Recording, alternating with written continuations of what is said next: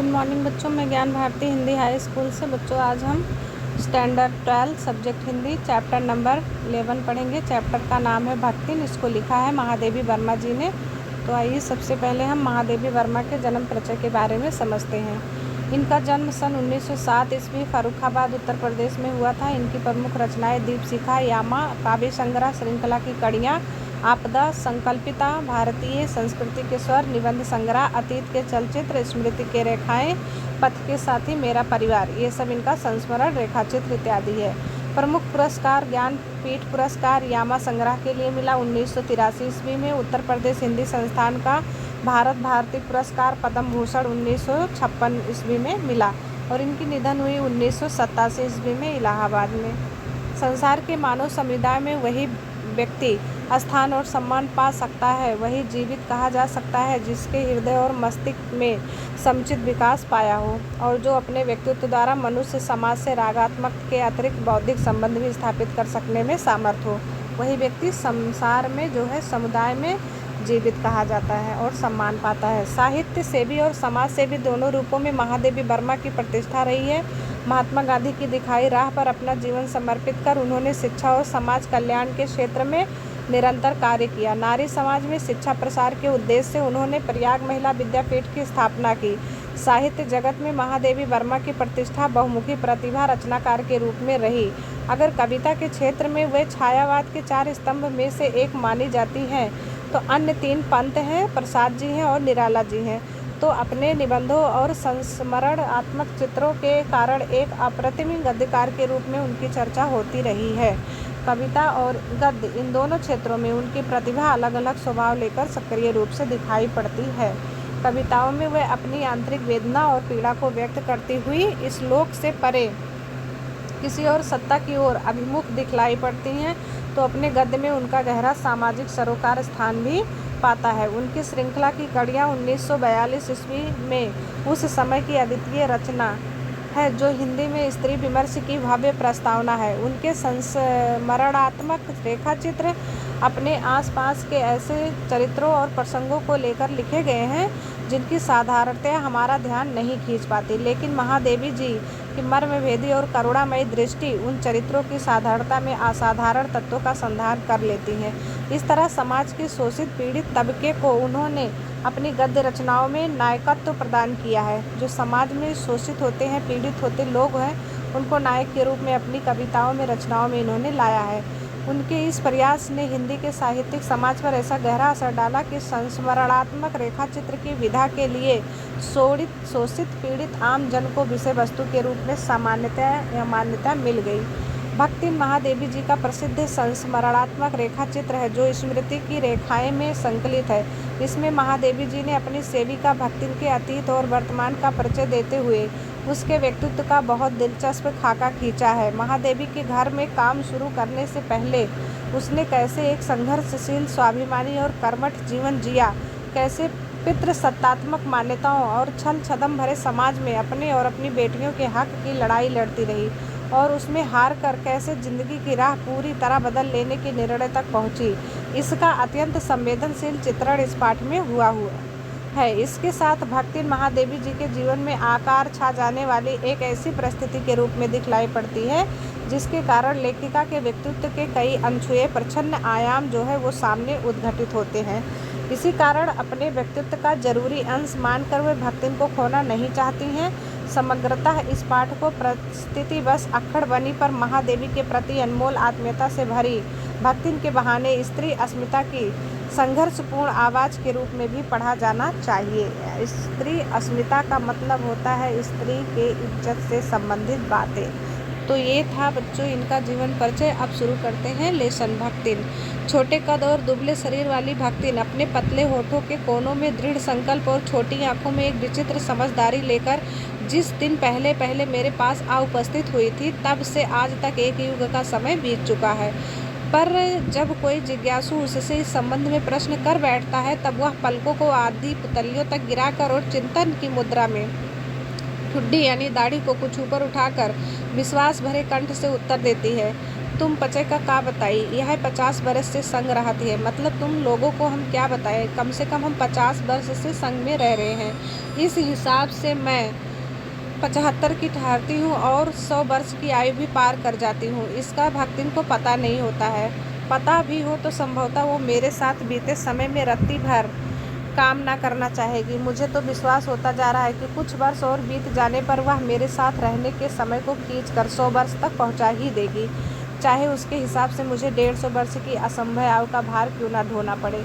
मतलब वो मेरे साथ रहेगी। सेवक धर्म में हनुमान जी से स्पर्धा करने वाली भक्तिन किसी अंजना की पुत्री ना होकर बल्कि एक अनामाध्यान गोपालिका की कन्या है। नाम है लक्ष्मी अर्थात लक्ष्मी।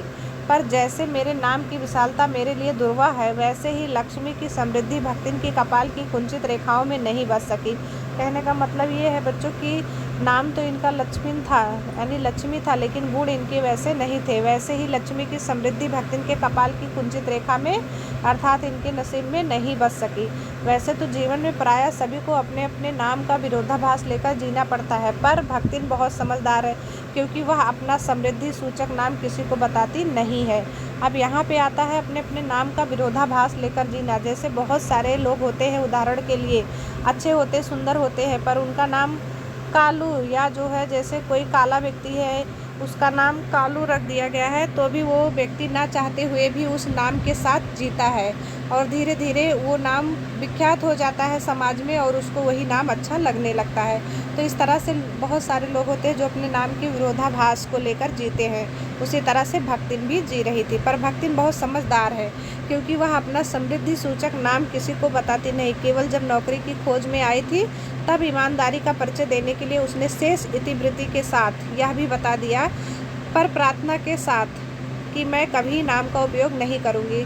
तो यहाँ पे बच्चों ये कह रहे हैं कि जब भक्तिन नौकरी के लिए गई थी और वहाँ पे उसका जब इंटरव्यू लिया जाने लगा, तब उसमें उसने अपनी ईमानदारी दिखाई, अपना नाम लक्ष्मी बताया, लेकिन उनके सामने एक शर्त रखी कि इस नाम का उपयोग और वो कहीं कभी भी करेंगे नहीं। उपनाम रखने की प्रतिभा होती तो मैं सबसे पहले उसका प्रयोग अपने ऊपर करती, मतलब मैं खुद ही बदल देती अपना नाम। इस तथ्य को वह देहातिन क्या जाने। अब भक्तिन देहात की रहने वाली थी, इसलिए उसको देहातिन कह रही हैं। इसी से जब मैंने कंठी माला देखकर उसका नामकरण किया, तब वह भक्तिन जैसे कवित्व विहीन नाम को पाकर भी गदगद हो उठी। तो वो नाम तो लक्ष्मी था, पर लक्ष्मी जैसे गुण नहीं थे। हमेशा वो जो है कंठी माला लेकर जपती थी, पूजा पाठ करती थी, इसीलिए उसके गुण भक्तिन जैसे दिखते थे। तो महादेवी वर्मा ने उसका नाम बदलकर भक्तिन रख दिया और ये नाम जो है सुनकर भी वो काफ़ी खुश हो गई। भक्तिन के जीवन का इतिवृत्ति बिना जाने हुए उसके स्वभाव को पूर्णतः क्या अंशतः समझना भी कठिन होगा। वह ऐतिहासिक चूसी में गांव प्रसिद्ध एक सूरमा की इकलौती बेटी ही नहीं, विमाता की किदवंती बन जाने वाली ममता की छाया में भी पली है। मतलब वो तो एक सौतेली माँ की बेटी थी और बिना ममता में पली बड़ी थी। 5 वर्ष की वय यानी उम्र में उसे हांडिया ग्राम के एक संपन्न गोपालक की सबसे छोटी पुत्र वधू बनाकर पिता ने शास्त्र से 2 पग आगे रहने की ख्याति कमाई और 9 वर्षीय युवती का गौना देकर विमाता ने बिना मांगे प्रायधन लौटाने वाले महाजन का पुण्य लूटा। तो कहने का मतलब ये है बच्चों की जो है ये 5 वर्ष की थी तभी इसकी शादी कर दी और 9 वर्ष के होते होते इसको जो है गौना करा के ससुराल में भेज दिया। पिता का उस पर अगाध प्रेम होने के कारण स्वभावतः ईर्ष्यालु और संपत्ति की रक्षा में सतर्क विमाता ने उनके मरणांतक रोग का समाचार भी उसको नहीं भेजा। अब यहाँ पे कह रहे हैं कि पिताजी जो है उसके तो सगे थे, माँ तो सौतेली थी, माँ तो ईर्ष्या करती थी, जलन करती थी, लेकिन पिताजी उससे काफ़ी प्रेम करते थे, इसीलिए माँ और गुस्सा करती थी। और जब उसके पिताजी की मृत्यु हुई तो उसकी माँ ने उसके घर पे समाचार तक भी नहीं भेजा। जब वह मृत्यु की सूचना भी बन चुका था, रोने पीटने के अपशकुन से बचने के लिए सास ने भी उसे कुछ ना बताया। मतलब सूचना दिया, काफ़ी समय बाद दिया और उसके सास को बताया, और उसकी सास ने जो है भक्तिन को ये भी नहीं बताया कि तुम्हारे घर पे जो है तुम्हारे पिता की मृत्यु हो गई है। उसकी सास ने क्या कहा कि बहुत दिन से नैहर नहीं गई हो, सो जाकर देख आओ। यही कहकर और पहना उड़ाकर सास ने उसे विदा कर दिया। इस अप्रत्याशी अनुग्रह ने उसके पैरों में जो पंख लगा दिए थे वो गांव की सीमा में पहुंचते ही झड़ गए। तो भक्तिन तो काफ़ी खुश हो गई कि मेरी सास बहुत दिन से जाने नहीं दी थी और अभी आज मुझे मायके जाने मिल रहा है। तो वो खूब पहन ओढ़ के अच्छे से मायके के लिए तैयार हो गई और फटाफट आ रही थी। लेकिन गांव के सिवान में पहुंचते ही उसके जो पैर में पंख लगे थे, ऐसा लगा कि पंख सारे झड़ गए। क्यों? किसी ने टोक दिया, हाय लक्ष्मी अब आई। बस इतना बात सुनते ही लक्ष्मी की जो पैर थे वो रुक गए। अस्पष्ट पुनरावृत्तियाँ और अस्पष्ट सहानुभूतियाँ दृष्टि उसे घर तक ठेल ले गई। मतलब गांव में जो भी मिलता सब यही बोलते कि हाय लक्ष्मी तुम अभी आई, अभी आई। पर वहाँ ना पिता का शेष चिन्ह था और ना भी माता के व्यवहार में शिष्टाचार का लेस था। और जब घर में जाके देखा तो उसके पिता के भी कुछ भी शेष चिन्ह नहीं देखने को मिले। कुछ भी नहीं था, न लाश था, न पिता थे और न उसकी माता के व्यवहार में जरा से भी शिष्टाचार दिखा। दुख से शिथिल और अपमान से जलती हुई वह उस घर में पानी भी पिए बिना उल्टे पैर फिर ससुराल को अपने लौट गई। सास को खरी खोटी सुनाकर उसने विमाता पर आया हुआ क्रोध शांत किया और अपने ससुराल में गई तो अपनी सास को खूब उल्टा सीधा सुनाया और उसकी माँ का जो गुस्सा था सारा का सारा उस पर निकाला और पति के ऊपर गहने फेंक फेंक कर उसने पिता के चिर विछोह की मर्म व्यथा व्यक्त की और अपने सारे गहने निकाल निकाल कर अपने पति के ऊपर फेंकती गई और उनके ऊपर चिल्लाती गई।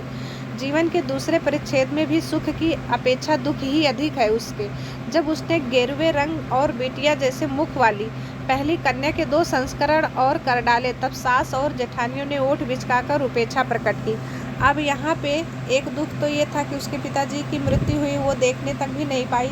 दूसरी दुख यहाँ पे ये शुरू होता है कि उसके जो 2 जेठानियाँ थी उसको 2 बेटे थे और इसको जो है पहली ही बार में 2 कन्या को इसने जन्म दिया और कन्या के जन्मते ही इसकी जेठानी और सास उससे जो है नफरत करने लगी, क्योंकि सास 3 कमाऊ वीरों की विधात्री बनकर मचिया के ऊपर विराजमान पुरखिन के पद पर अभिषिक्त हो चुकी थी और दोनों जेठानियां काकभूषणी जैसी काली लालों की क्रमबद्ध सृष्टि करके इस पद के लिए उम्मीदवार थी।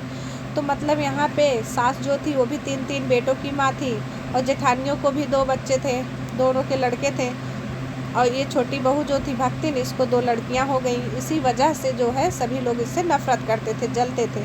छोटी बहू के लीक छोड़कर चलने के कारण उसे दंड मिलना आवश्यक हो गया। मतलब छोटी बहू ने उस परंपरा को नहीं निभाई जिसके कारण उसको दंड दिया जाता था।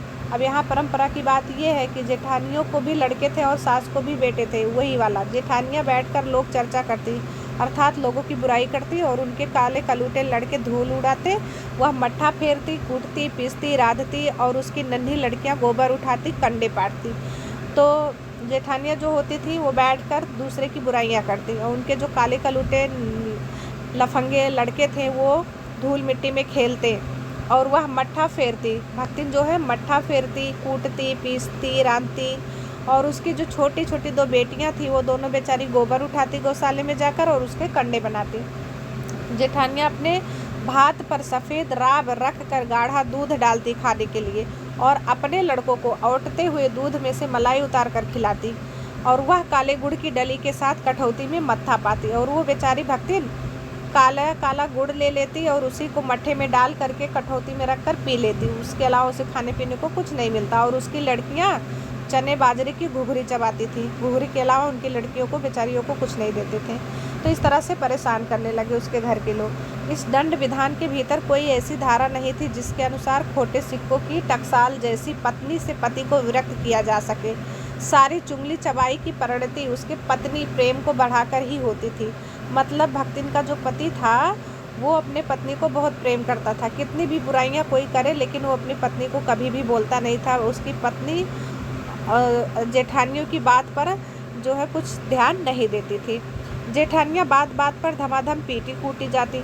अब उसकी जो जेठानियाँ होती थी वो उल्टा सीधा बातें करती थी और हमेशा उसे परेशान करती थी। फिर उनके जब पति लोग आते थे तब उनको जो है इस बात को लेकर के खूब मारते पीटते थे। पर उसके पति ने यानी भक्तिन के पति ने उसे कभी उंगली से भी नहीं छुआ। वह बड़े बाप की बड़ी बेटी वाली बात जो है यहाँ पर समझ चुकी थी, बेटी को पहचान गया था। इसके अतिरिक्त परिश्रमी थी, तेजस्विनी थी और पति के प्रति रोम रोम से सच्ची पत्नी को वह चाहता भी बहुत रहा होगा, क्योंकि उसके प्रेम के बल पर ही पत्नी ने अलगौझा करके सबको अंगूठा दिखा दिया था।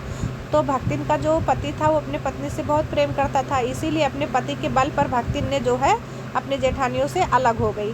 काम वही करती थी, इसीलिए गाय भैंस, खेत खलिहान, अमराई के पेड़ आदि के संबंध में उसका ज्ञान बहुत बढ़ा चढ़ा था। यानी भक्तिन को सब कुछ करने तो आता ही था पहले से।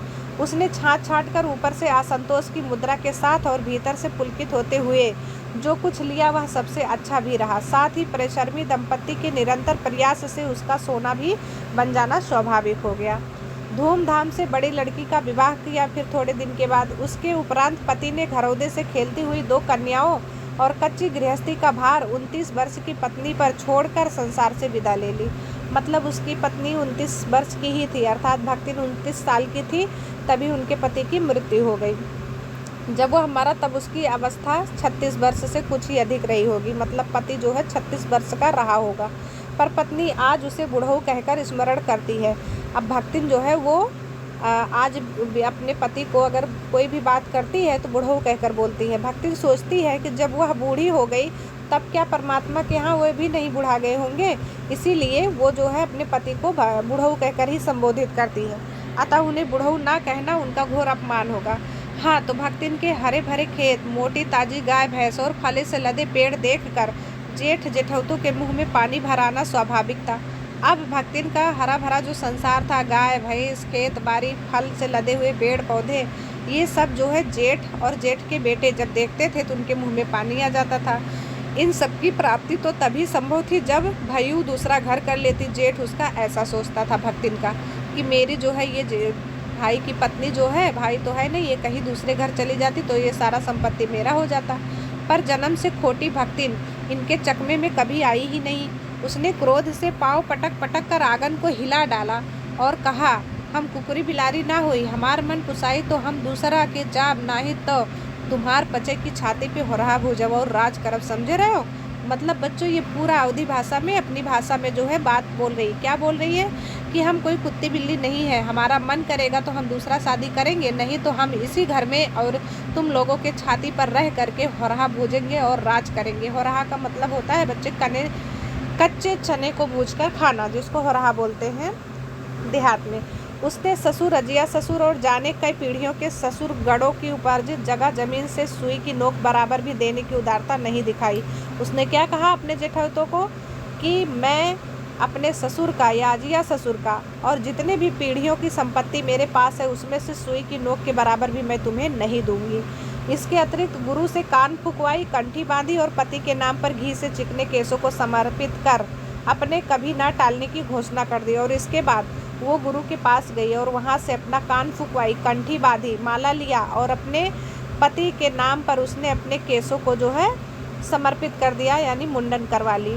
भविष्य में भी संपत्ति सुरक्षित रखने के लिए उसने छोटी लड़कियों के हाथ पीले कर उन्हें ससुराल पहुँचाया, यानी अपनी दोनों बेटियों की भी शादी कर दी और पति के चुने हुए बड़े दामाद को घर जमाई बनाकर रखा।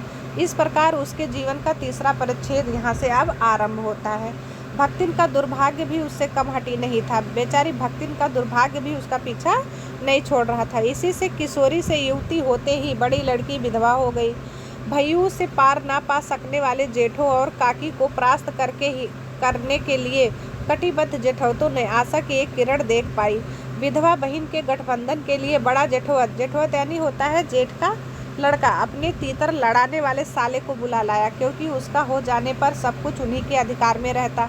भक्तिन की लड़की भी माँ से कम समझदार नहीं थी, इसी से उसने बर को नापसंद कर दिया। अब बच्चों यहाँ पे क्या हो रहा है कि जब भक्तिन की बड़ी लड़की विधवा हो गई तब भक्तिन के जेठ का लड़का सोच रहा है कि क्यों ना मैं अपनी बहन की शादी अपने साले से करा दूं, जिससे सारी संपत्ति मेरे साले के पास आएगी और उसका देखभाल हम लोग करेंगे तो सब हमारे अधिकार में हो जाएगा। लेकिन भक्तिन की जो लड़की थी बड़ी वाली, वो अपनी माँ से ज़्यादा समझदार थी और उसको ये बार पसंद नहीं आया, उसने नापसंद कर दिया। बाहर के बहनोई का आना चचेरे भाइयों के लिए सुविधाजनक नहीं था, अतः यह प्रस्ताव जहाँ का तहाँ रह गया। तब वे दोनों माँ बेटी खूब मन लगाकर अपनी संपत्ति की देखभाल करने लगी और मान ना मान मैं तेरा मेहमान की कहावत वहाँ पे चरितार्थ करने के लिए बर के समर्थक उसे किसी न किसी प्रकार पति की पदवी पर अभिषिक्त करने का उपाय सोचने लगे, यानी जबरदस्ती अपने साले को बुलाते और उनके घर में रहने के लिए कहते। एक दिन माँ की अनुपस्थिति में, यानी एक दिन उसकी माँ घर में नहीं थी, तब बर महाशय ने बेटी की कोठरी में घुसकर भीतर से द्वार बंद कर लिया, दरवाज़ा बंद कर लिया और उसके समर्थक गांव वाले को बुलाने लगे। युवती ने जब इस डकैत बर की मरम्मत कर कुंडी खोली तब पंच बेचारे समस्या में पड़ गए। तीतरबाज युवक कहता था वह निमंत्रण पाकर भीतर गया और युवती उसके मुख पर अपनी 5 उंगलियों की उभार में इस निमंत्रण के अक्षर पढ़ने का अनुरोध करती थी। अंत में दूध का दूध पानी का पानी करने के लिए पंचायत बैठाया गया कि कौन सच बोल रहा है और कौन गलत है, और सबने सिर हिला हिलाकर इस समस्या का मूल कारण कलयुग को स्वीकार किया। अपीलहीन फैसला हुआ कि चाहे उन दोनों में एक सच्चा हो चाहे दोनों झूठे हो, पर जब वो एक कोठरी से निकले हैं तब उनका पति पत्नी के रूप में रहना ही कलयुग के दोष का परिमार्जन कर सकता है। मतलब कलयुग में जो ये दोष लगा है इनके ऊपर, उसका सुधार तभी हो सकता है जब वो दोनों शादी कर लेंगे। अब ये बात जो है लड़की को मंजूर तो बिल्कुल नहीं थी, लेकिन अपमानित बालिका ने ओठ काट कर लहू निकाल लिया और माँ ने अग्नि नेत्रों से गले पड़े दामाद को देखा। मतलब उसकी माँ जो भक्तिन थी उसने भी आंखें लाल करके गुस्से में उसको देखा। संबंध कुछ सूख कर नहीं हुआ, क्योंकि दामाद अब निश्चिंत होकर तीतर लड़ाता था और बेटी विवश क्रोध से जलती रहती थी। इतने यत्न से संभाले हुए गाय ढोर खेती बाड़ी जब पारिवारिक द्वेष में ऐसे झुलस गए कि लगान अदा करने की भी भारी हो गया। मतलब लड़का बिल्कुल लफंगा था, कुछ भी नहीं करता था और धीरे धीरे सब कुछ भक्तिन का ख़त्म होने लगा। यहाँ तक का दिन आ गया कि लगान भी अदा करने के लिए उनके पास कुछ भी नहीं रह गया। लगान यानी होता है ऋण, कर्ज, कर। सुख से रहने की कौन कहे। अंत में एक बार लगान ना पहुंचाने पर जमींदार ने भक्तिन को बुलाकर दिन भर कड़ी धूप में खड़ा रखा। यह अपमान तो उसकी कर्मठता में सबसे बड़ा कलंक बन गया। अतः दूसरे ही दिन भक्तिन कमाई के विचार से जो है शहर चली गई। घुटी हुई चाँद को मोटी मैली धोती के ढाके और मानो सब प्रकार की आहट सुनने के लिए कान कपड़े से बाहर निकाले हुए भक्तिन जब मेरे यहाँ, अर्थात महादेवी वर्मा जी कह रही कि जब मेरे यहाँ सेवक धर्म में दीक्षित हुई तब उसके जीवन के चौथे और संभवतः अंतिम परिच्छेद का जो अंत हुआ यानी शुरुआत हुआ, उसकी इति अभी दूर है। भक्तिन की वेशभूषा में गृहस्थ और बैरागी का सम्मिश्रण देखकर मैंने शंका से प्रश्न किया, क्या तुम खाना बनाने जानती हो? उत्तर में उसने ऊपर के होंठ को सिकोड़कर और नीचे के अधर को कुछ बढ़ाकर आश्वासन की मुद्रा के साथ में कहा, ई कौन बड़ी बात आए, रोटी बनाए जाने थे, दाल रात ले थे, साग भाजी छौक सकी थे और बाकी का रहा। मतलब भक्तिन ये सारी बात अपनी अवधी भाषा में बताती है कि मतलब ये कौन सी बड़ी बात है, रोटी बना लेती हूँ, दाल भी बना लेती हूँ, साग भाजी भी बना लेती हूँ, और क्या बाकी रह गया। दूसरे दिन तड़के ही मतलब सुबह सुबह ही सिर पर कई लोटे अवधा कर यानी नहा धोकर उसने मेरी धुली धोती जल के छींटों से पवित्र कर पहनी और पूर्व के अंधकार और मेरी दीवार से फूटते हुए सूर्य और पीपल का 2 लोटे जल से अभिनंदन किया। मतलब नहाई धोई, स्वच्छ कपड़ा पहनी और भगवान सूर्य को और पीपल के पेड़ में जल देकर उनका अभिनंदन किया। 2 मिनट नाक दबाकर जप करने के उपरांत जब वह कोयले की मोटी रेखा से अपने साम्राज्य की सीमा निश्चित कर चौके में प्रतिष्ठित हुई यानी गई, तब मैंने समझ लिया कि इस सेवक का साथ टेढ़ी खीर है। मतलब इसके साथ रहना तो बहुत मुश्किल है। अपने भोजन के संबंध में नितांत वीतराग होने पर भी मैं पाक विद्या के लिए परिवार में प्रख्यात हूँ और कोई भी पाक कुशल दूसरे के काम में नुक्ताचीनी किए बिना नहीं रह सकता। जब तक छूत पाक का प्राण देने वाले व्यक्तियों का बात बात पर भूखा मरना स्मरण हो आया और भक्तिन की शंका कुल दृष्टि में छिपे हुए निषेध का अनुभव किया, तब कोयले की रेखा मेरे लिए लक्ष्मण के धनुष से खींची हुई रेखा के सामने दुर्लभ हो उठी। निरुपाय अपने कमरे में बिछौने में पड़कर नाक के ऊपर खुली हुई पुस्तक स्थापित कर मैं चौके में पीढ़े पर आसीन अन्य अधिकारी को भूलने का प्रयास करने लगी और वो जो है भक्तिन भीतर चली गई रसोई में।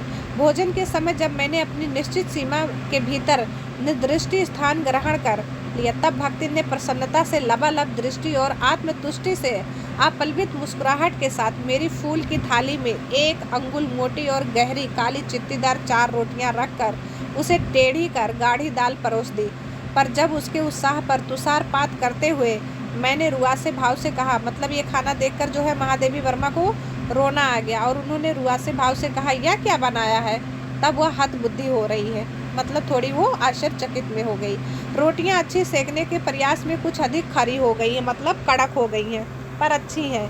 तरकारियां थी, पर जब दाल बनी है तब उसका क्या काम? शाम को दाल ना बनाकर तरकारी बना दी जाएंगी। तो महादेवी वर्मा ने कहा कि दाल रोटी क्यों दिया, तरकारी थी तो सब्जी यानी थी, क्यों नहीं बनाई? तो बोलती है कि जब दाल थी तो फिर सब्जी बनाने की ज़रूरत क्या है, शाम को दाल नहीं बनाऊंगी तो सब्जी बना दूंगी। दूध घी मुझे अच्छा नहीं लगता, ऐसा महादेवी वर्मा बोल रही। नहीं तो सब ठीक हो जाता। अब ना हो तो अमचूर और लाल मिर्च की चटनी पीस लिए आ जावे, तो लाल मिर्च की चटनी लाओ, उससे खा लो। उससे भी काम ना चले तो वह गांव से लाई हुई गठरी में से थोड़ा सा गुड़ दे देगी, उससे खा लो। और शहर के लोग क्या काला बत्तू खाते हैं, फिर भी वह कुछ अनाड़िन या फूहड़ नहीं। उसके ससुर, पितिया ससुर, अजिया सास आदि ने उसकी पाक कुशलता के लिए न जाने कितने मौखिक प्रमाण दे डाले थे।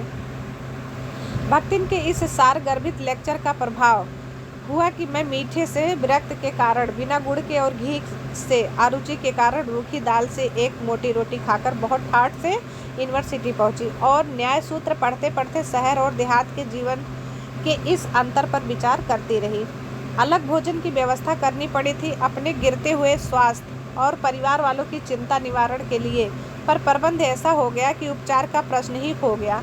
इस देहाती वृद्धा ने जीवन की सरलता के प्रति मुझे इतना जागृत कर दिया था कि मैं अपनी असुविधाएं छिपाने लगी। सुविधाओं की चिंता करना तो दूर की बात हो गई। इसके अतिरिक्त भक्तिन का स्वभाव ही ऐसा बन चुका है कि वह दूसरों को अपने मन के अनुसार बना लेना चाहती है, पर अपने संबंध में किसी प्रकार के परिवर्तन की जो है वो कल्पना तक उसके लिए संभव नहीं था। तो भक्तिन की बच्चों एक आदत थी कि वो जिसको भी देखती थी सोचती थी सब मेरे जैसे हो जाए, लेकिन उन लोगों के जैसे खुद को ढालने की कोशिश ये कभी नहीं करती थी, उसके बारे में तो कल्पना भी नहीं करती थी। इसी से आज मैं अधिक देहाती हूँ। और महादेवी वर्मा कहती हैं इसी से, इसके साथ रहते रहते मैं इसके जैसे देहातिन बन गई हूँ, पर उसे शहर की हवा तक नहीं लग पाई, लेकिन वो मेरे साथ रहते हुए शहरी जैसी नहीं बन पाई। मकई का रात को बना दलिया सवेरे मट्ठे से सौंधा लगता है। बाजरे के तिल लगाकर बनाए हुए पुए गरम कम अच्छे लगते हैं। ज्वार के भुने हुए भुट्टे के हरे दानों की खिचड़ी स्वादिष्ट होती है। सफ़ेद महुए की लपसी संसार भर के हलवे को लजा सकती है आदि। वह मुझे क्रियात्मक रूप से ये सारी बातें सिखाती रहती है, पर यहाँ का रसगुल्ला तक भक्तिन के पोपले मुंह में प्रवेश करने का सौभाग्य प्राप्त नहीं हो सका। लेकिन शहर का रसगुल्ला भक्तिन को पसंद नहीं आया। कहने का मतलब ये है, मेरे रात दिन नाराज होने पर भी उसने साफ धोती पहनना नहीं सीखा, अर्थात गंदा ही पहनती थी, पर मेरे स्वयं धोकर फैलाए हुए कपड़ों को वह तय करने के बहाने सिलवटों से भर देती थी। मुझे अपनी भाषा की अनेक दंत कथाएँ कंठस्थ करा दी थी। मतलब अपनी अवधी भाषा में बहुत सारी कहानियाँ जो है भक्तिन सुनाकर महादेवी वर्मा को याद करा दी थी, पर पुकारने पर वह आय के स्थान पर जी कहने का शिष्टाचार भी नहीं सीख सकी थी।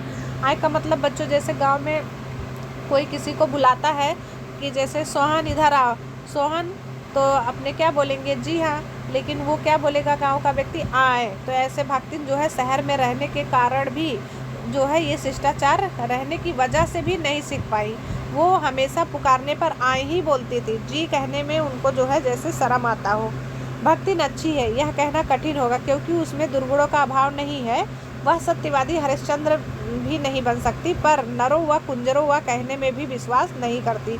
मेरे इधर उधर पड़े पैसे रुपए भंडार घर की किसी मटकी में कैसे अंतर्रहित हो जाते हैं, यह रहस्य भी भक्तिन ही जानती है। तो कहने का मतलब ये है बच्चों की, जैसे महादेवी वर्मा अपने कमरे में इधर उधर कहीं भी अगर पैसे रखे रहे होते हैं तो भक्तिन उन्हें उठा कर ले जा कर के रसोई घर में जो अनाज के डब्बे होते थे, मटके होते थे, उसमें संजो के रख देती थी।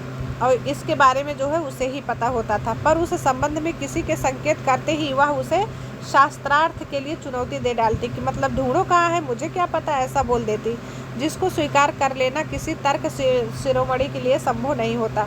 मतलब आखिरी में मानना ही पड़ता कि भक्तिन मुझे नहीं पता है, आप ही बताओ कहाँ है। यह उसका अपना घर ठहरा, पैसा रुपया जो भी इधर उधर पड़ा देखा संभाल कर रख लिया। यह क्या चोरी है? उसके जीवन का परम कर्तव्य मुझे प्रसन्न रखना है। जिस बात से मुझे क्रोध आ सकता है उसे बदल कर इधर उधर करके बताना क्या झूठ है? इतनी चोरी, इतना झूठ तो धर्मराज महाराज में भी होगा, नहीं तो वे भगवान जी को कैसे प्रसन्न रख सकते और संसार को कैसे चला सकते। शास्त्र का प्रश्न भी भक्तिन अपनी सुविधा के अनुसार सुलझा लेती। मतलब ज्ञान के भी कोई भी प्रश्न होते तो अपने अनुसार वो उसको सुलझा लेती। मुझे स्त्रियों का सिर घुटाना अच्छा नहीं लगता था। मतलब भक्तिन जो है मुंडन करा के रखती थी, तो वही महादेवी वर्मा कह रही, मुझे जो है स्त्रियों का सिर घुटाना अच्छा नहीं लगता। अतः मैंने भक्तिन को रोका। उसने अकुंठित भाव से उत्तर दिया कि शास्त्र में लिखा है, कौतूहल बस मैं ही पूछ बैठी, क्या लिखा है? तुरंत उत्तर मिला, तीरथ गए मड़ाए सिद्ध। मतलब तीरथ जाने के बाद सिर को मुड़ाना पड़ता है। कौन से शास्त्र में ये लिखा है? ऐसा भक्तिन से जो है पूछती है महादेवी वर्मा कि कौन से शास्त्र का यह रहस्यमय सूत्र है। यह जान लेना मेरे लिए संभव ही नहीं था। अतः मैं हार कर मौन हो जाती और भक्तिन का चूड़ा कर्म हर बृहस्पतिवार को एक दरिद्र नापित के गंगा जल से धुले हुए उस्तरे द्वारा यथाविधि निष्पन्न होता रहा। मतलब एक दरिद्र नाई आता और वो अपने उस तरह से हर बृहस्पतिवार को भक्तिन को जो है मुंडन करता था। पर वह मूर्ख है, यह विद्या बुद्धि का महत्व नहीं जानती, यह कहना असत्य कहना है। अपने विद्या के अभाव को वह मेरी पढ़ाई लिखाई पर अभिमान करके भर लेती है। एक बार जब मैंने काम करने वालों से अंगूठे के निशान के स्थान में हस्ताक्षर लेने का नियम बनाया, तब भक्तिन के बड़े कष्ट में पड़ गई, क्योंकि एक तो उसे पढ़ने की मुसीबत नहीं उठाई जा सकती थी, दूसरे सब गाड़ीवान दाइयों के साथ बैठकर पढ़ना उसको इस उम्र का जो है अपमान सा जैसे लग रहा था। अतः उसने कहना आरंभ किया कि हमारे मालकिन तो दिन रात किताबिये में गड़ी रहा थी, अब हमहू पढ़े लागत तो घर गृहस्थी कौन देखी सुनी। मतलब बोलती थी कि मेरी मालकिन जो है वो तो दिन रात हमेशा किताब में ही लगी रहती है, अब अगर हम भी पढ़े लिखेंगे तो घर गृहस्थी कौन संभालेगा देखेगा। पढ़ाने वाले और पढ़ने वाले दोनों पर इस तर्क का ऐसा प्रभाव पड़ा कि भक्तिन इंस्पेक्टर की समान क्लास में घूम घूम कर किसी के आ ई की बनावट, किसी के हाथ की मंथरता, किसी की बुद्धि की मंदता पर टीका टिप्पणी करने का अधिकार पा गई। मतलब ये समझ लो बच्चों कि वो क्लास की मॉनिटर हो गई। उसे तो अंगूठा निशानी देकर वेतन लेना नहीं होता, इसी से बिना पढ़े ही वह पढ़ने वालों की गुरु बन गई। वह अपने तर्क की नहीं, तर्कहीनता के लिए भी प्राण खोज लेने में पटु है, मतलब बहुत चतुर है। अपने आप को महत्व देने के लिए ही वह अपनी मालकिन को असाधारणता देना चाहती है, पर इसके लिए भी प्रमाण की खोज ढूंढकर आवश्यक हो उठती है। जब एक बार मैं उत्तर पुस्तिका और चित्रों को लेकर व्यस्त थी, तब भक्ति सबसे कहती घूमी। क्या कहती घूमती थी कि वो बेचारी तो रात दिन काम में झुकी रहा था और तुम पचे घूमती फिरती हो, चलो तनिक हाथ बटा लियो। मतलब वो बेचारी यानी हमारी जो मालकिन है हमेशा काम काज में लगी रहती है, किताब में लगी झुकी रहती है, और तुम सब घूमती रहती हो, चलो थोड़ा उनका हाथ बटा लो। सब जानते थे कि ऐसे कामों में हाथ नहीं बटाया जाता, अतः उन्होंने अपनी असमर्थता प्रकट कर भक्ति से पिंड छुड़ाया। बस इसी प्रमाण के आधार पर उसकी सब जो है अतिशयोक्तियाँ अमरबेल सी फैलने लगी। उसकी मालकिन जैसा काम कोई नहीं जानता, इसी से तो बुलाने पर भी कोई हाथ बटाने की हिम्मत नहीं करता था। पर वह स्वयं कोई सहायता नहीं दे सकती, क्योंकि पढ़ी लिखी तो थी नहीं। इसे मानना अपनी हीनता स्वीकार करना है। इसी से वह द्वार पर बैठकर बार बार कुछ काम बताने का आग्रह करती, कभी उत्तर पुस्तिका को बांध कर, कभी अधूरे चित्र को कोने में रखकर, कभी रंग की प्याली धोकर, कभी चटाई को आंचल से झाड़कर वह जैसी सहायता पहुंचाती कि मतलब हम द्वार पे बैठे रहेंगे और हमारी मालकिन को जिस चीज़ की भी ज़रूरत होगी हमारी मालकिन हमको बोलेगी हम करेंगे। उससे भक्तिन का अन्य व्यक्तियों से अधिक बुद्धिमान होना प्रमाणित हो जाता है। वह जानती है कि जब दूसरे मेरा हाथ बटाने की कल्पना तक नहीं कर सकते, तब वह सहायता की इच्छा को क्रियात्मक रूप देती है। इसी से मेरी किसी पुस्तक के प्रकाशित होने पर उसके मुख पर प्रसन्नता की आभा यानी एक चमक वैसे ही उद्भासित यानी हो जाती दिखाई पड़ती है, जैसे स्विच दबाने से बल्ब में छिपा आलोक वह सूने में उसे बार बार छूकर आंखों के निकट ले जाकर और सब ओर घुमा फिरा कर मानो अपनी सहायता का अंश खोजती है। और उसकी दृष्टि में व्यक्त आत्मघोष कहता है कि उसे निराश नहीं होना पड़ता।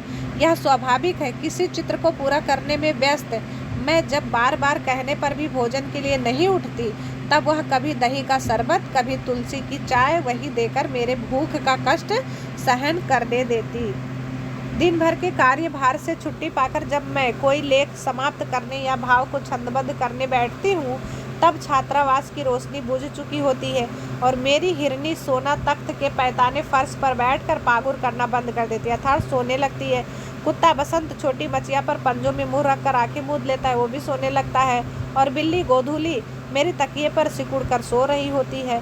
पर मुझे रात की निस्तब्धता यानी सुनसान जगह में अकेली न छोड़ने के विचार से कोने में दरी के आसन पर बैठकर बिजली की चकाचौंध से आंखें मिचमिचाती हुई भक्तिन प्रशांत भाव से जागरण करती है।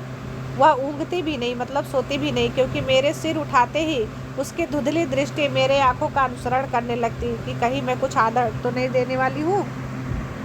यदि मैं सिराहने रखे रैक की ओर देखती तो वह उठकर झट से आवश्यक पुस्तक का रंग पूछती, कौन सा पुस्तक चाहिए।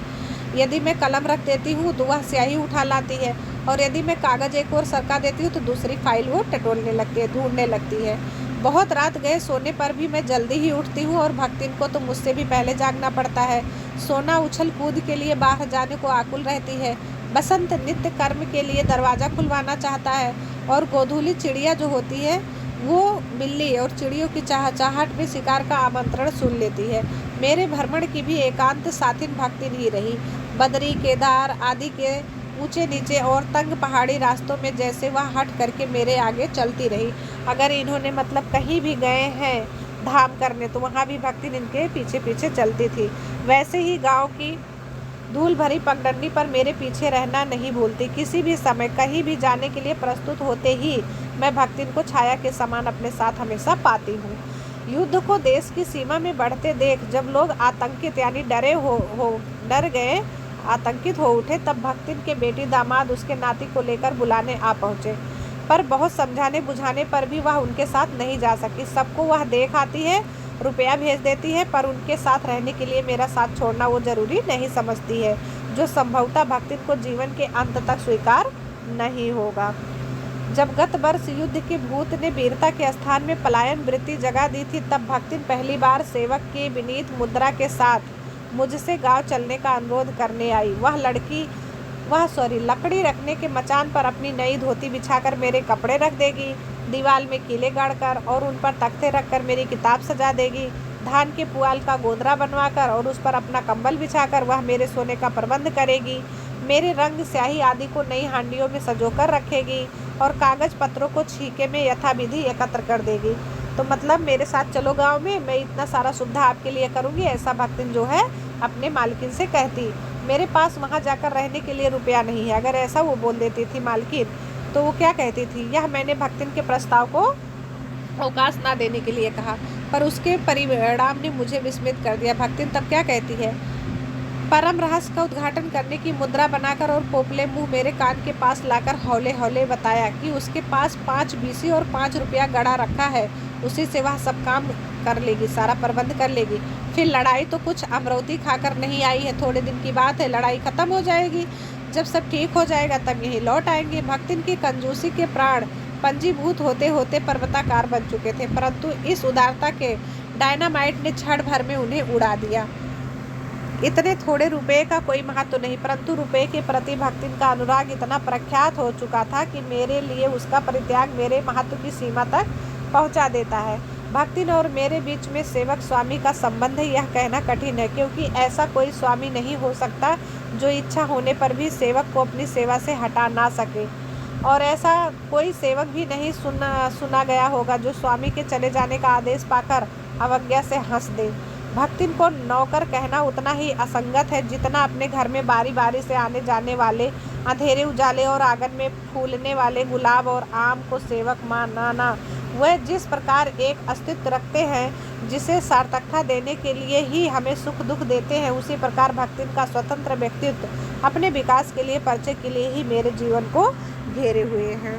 तो इस तरह से बच्चों, परिवार और परिस्थितियों के कारण स्वभाव में जो विषमताएं उत्पन्न हो गई हैं, उनके भीतर से एक स्नेह और सहानुभूति की आभा यानी एक चमक फूटती रहती है। इसी से उसके संपर्क में आने वाले व्यक्ति उसमें जीवन की सहज मार्मिकता ही पाते हैं। छात्रावास की बालिकाओं में से कोई अपनी चाय बनवाने के लिए देहली यानी दरवाजे के चौखट पर बैठी रहती है, कोई बाहर खड़ी मेरे लिए बने नाश्ते को चख कर उसके स्वाद की विवेचना करती रहती है। मेरे बाहर निकलते ही सब चिड़ियों के समान उड़ जाती है, मतलब इधर उधर हो जाती है, और भीतर आते ही यथास्थान सभी अपने अपने जगह पर विराजमान हो जाते हैं, बैठ जाते हैं, इन्हें आने में रुकावट ना हो। इसीलिए संभवतः इसी से भक्तिन अपना 2 जून का भोजन सवेरे ही बनाकर ऊपर के आले में रख देती है। आला यानी एक ताखा होता है, गौखा जिसे बोलते हैं गाँव में, और खाते समय चौके का एक कोना धोकर पाक छत के सनातन नियम से समझौता कर लेती, मतलब उधर ही सोती थी। मेरे परिचितों और साहित्यिक बंधुओं से भी भक्तिन विशेष परिचित है, पर उनके प्रति भक्तिन के सम्मान की मात्रा मेरे प्रति उनके सम्मान की मात्रा पर निर्भर है, और सद्भाव उनके प्रति मेरे सद्भाव से निश्चित होता है। इस संबंध में भक्तिन की सहज बुद्धि विस्मित कर देने वाली है। वह किसी को आकार, प्रकार और वेशभूषा से स्मरण करती है। भक्तिन अगर किसी को पहचानती है तो उसके आकार, प्रकार और वेशभूषा से ही पहचानती है, और किसी को नाम के अपभ्रंश द्वारा भी थोड़ा बहुत पहचान लेती है।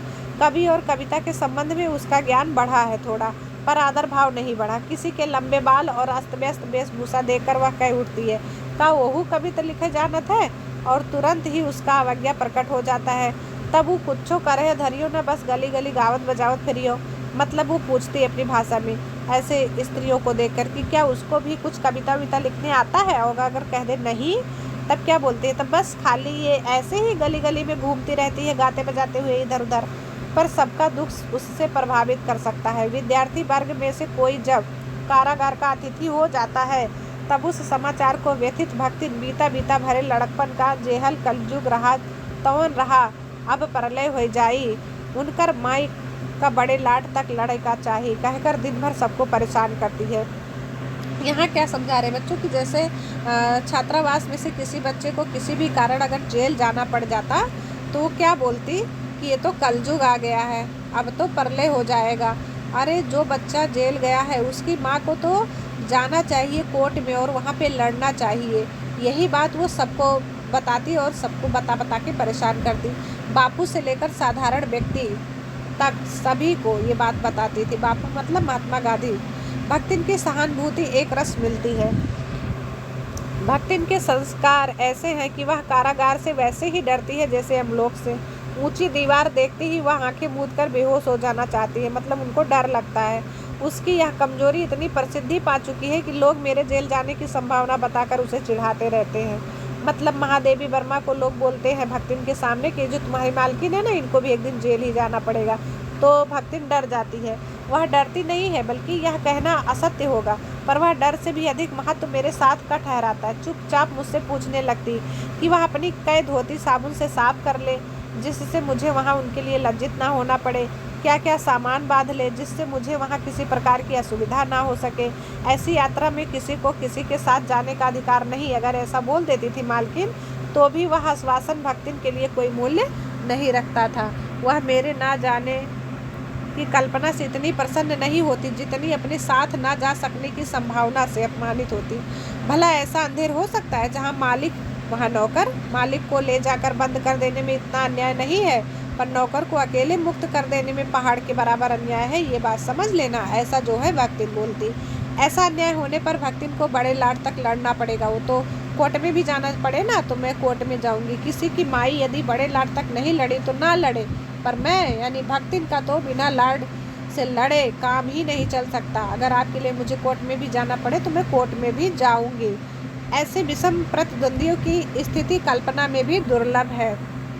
मैं प्रायः सोचती हूँ कि जब ऐसा बुलावा आ पहुँचेगा जिसमें ना धोती साफ करने का अवकाश होगा, ना सामान बांधने का, ना भक्तिन को रुकने का अधिकार होगा और ना मुझे रोकने का, तब चिर विदा के अंतिम क्षणों में यह देहातिन वृद्धा क्या करेगी और मैं क्या करूँगी। मतलब बच्चों यहाँ कहने का ये है कि महादेवी वर्मा सोचती हैं कि जब मेरा अंतिम समय आएगा अर्थात मृत्यु का दिन आएगा, तब उस समय तो ना तो धोती साफ करने का मौका मिलेगा, ना सामान बांधने का, ना भक्तिन को रोकने का अधिकार होगा, ना रुकने का। तब उस समय ये क्या करेगी और मैं क्या करूँगी। भक्तिन की कहानी अधूरी है, पर उसे खोकर मैं पूरी नहीं करना चाहती हूँ। तो कहने का मतलब ये है बच्चों की भक्तिन की कहानी यहाँ पे अभी अधूरी है, यानी भक्तिन ना तो बूढ़ी पूरी तरह से हुई है ना वो मरी है, इसीलिए जो है अभी कहानी अधूरी है। उसे बूढ़ी होकर या मार करके जो है इस कहानी को पूरा नहीं करना चाहते हैं, क्योंकि अगर इस कहानी को पूरा करेंगे तो भक्तिन को महादेवी वर्मा खो देगी। इसीलिए जो है ये कहानी बोली गई है कि यहाँ पे अधूरी है। तो इस तरह से जो है ये भक्तिन की पूरी कहानी यहाँ पे कंप्लीट होती है। अब इसी पाठ से संबंधित नीचे सारे प्रश्न उत्तर आपको दिए जा रहे हैं। इन प्रश्नों को इस पाठ को पढ़ करके इसमें से ढूंढ करके लिखना है और लिखकर याद करना है ये सारे प्रश्न। और इसके नीचे जो है शब्द छवि दिए हुए हैं, इस शब्द छवि को भी लिखकर याद करना है। पाठ को 2 बार पढ़ना है और ये पाठ यहाँ पे कंप्लीट होता है। Okay, thank you.